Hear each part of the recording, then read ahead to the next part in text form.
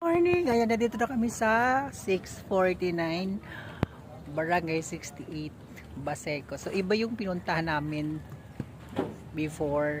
Medyo eto is nasa dagat talaga. As in very near in the sea. Ayan. So you can see the port area. Ayan, medyo malawak yung dagat na nandito. Guys. Yan, diba? Ayan.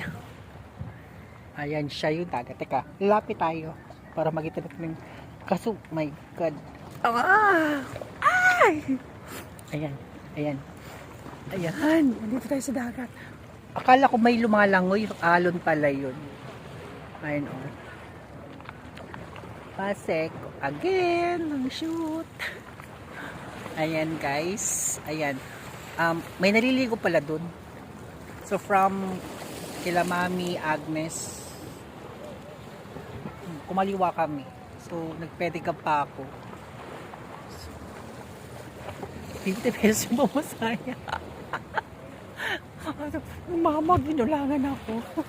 Kasi matanda naman na siya. Bisas bumaha pala dito nung bagyo. Oh my God. Kaya nakaka-stress din naman.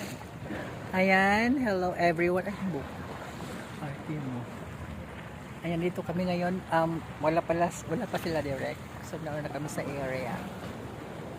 Okay. Ayan. Baseco. Ayan, bye-bye muna guys. Kasi naihi ako. Bye-bye.